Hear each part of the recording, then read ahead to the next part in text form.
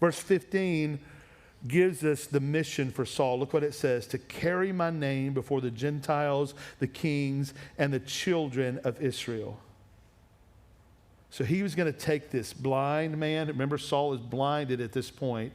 Blind, broken, afflicted man that Ananias would soon meet and send him out on this mission. Now, I wouldn't necessarily blame Ananias for being a little bit skeptical about this whole thing. Remember, Ananias hadn't seen Saul. He didn't know what God was up to in Saul's life. And so, you know, this was a great big calling that the Lord had for him for such an unlikely candidate. You know, he's like, wait, you're going to send this dude to herald your name to the Gentiles? This seems a little crazy to me, Lord. But he trusted the Lord long enough that he said, I'm going to go do what it is that you're calling me to do. Sometimes it's the most unlikely people that God calls to do some unlikely things. Let me say that again.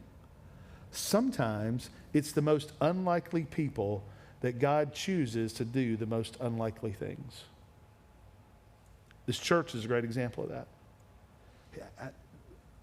That the Lord called a bunch of ragtag bunch of people that had never pastored a church, never been on a church staff, never had a band together, never played in a band together in a church, never put a system together to build, to have a church service or anything at all like that. Over 14 years ago now, God called a group of people to go do something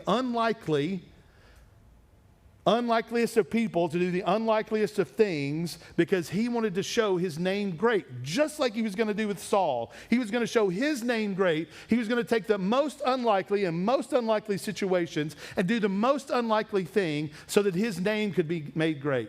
I would say this, he does the same things here with wretched sinners like you and me. Takes people like us, just regular, normal people, regular, ordinary people that just are going about our lives, raising our kids, going to our jobs, being in relationships, whatever the thing it is that we're doing. He takes people like you and me, and he uses us in the most unlikely of circumstances to make his name great. How cool would it be if you really believed that?